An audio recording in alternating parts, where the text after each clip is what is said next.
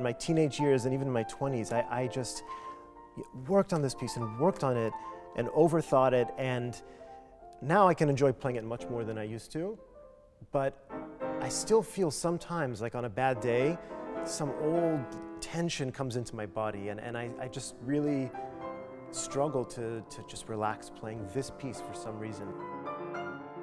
You can't have an emotion that doesn't have a muscular expression.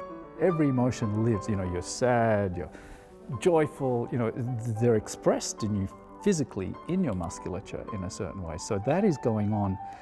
If we change the tonus of the muscles, then you're almost like an actor that's free, so-called neutral, to go into any particular character. So from a more neutral place, you're divesting yourself of a particular preset stress. Say the emotion is, it's the stress creates an emotional state.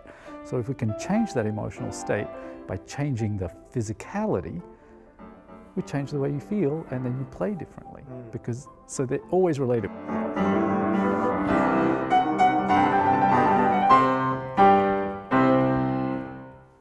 So that's the beginning of it. Okay.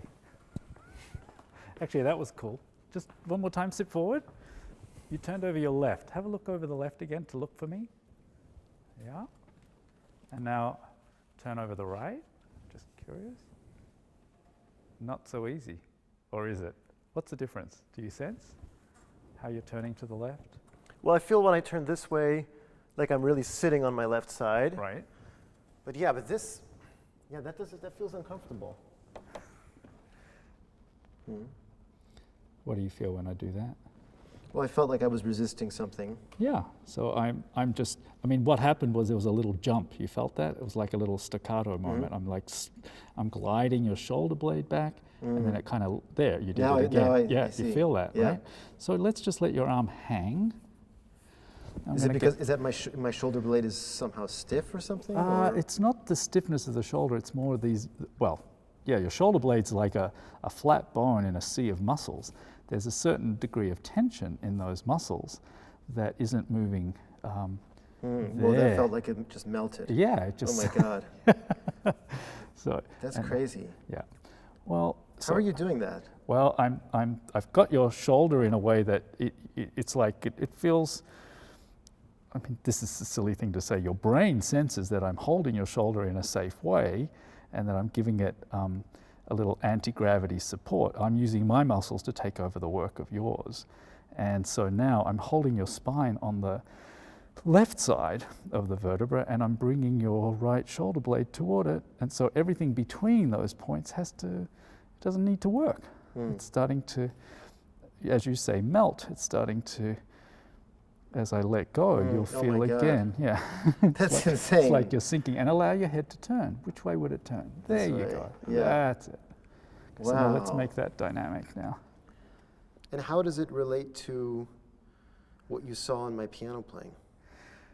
Well, I was initially looking from the front, and I noticed that there was a difference in the way you were, well, of course, your right and left hand are doing different things, but I just noticed a difference in the fluidity of the right arm compared to the left.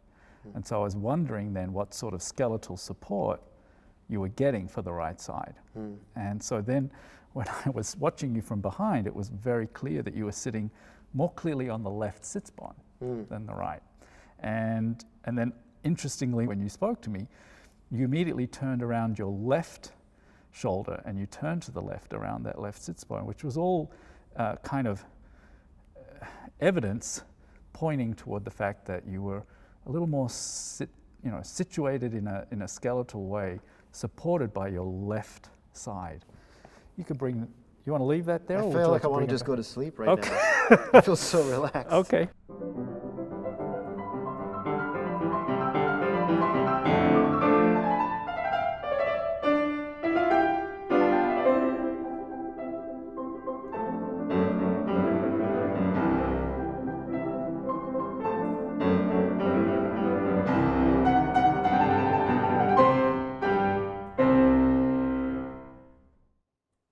I hear really differently now. Totally. It sounds differently. I mean, there is a fluidity now, and the lightness was there.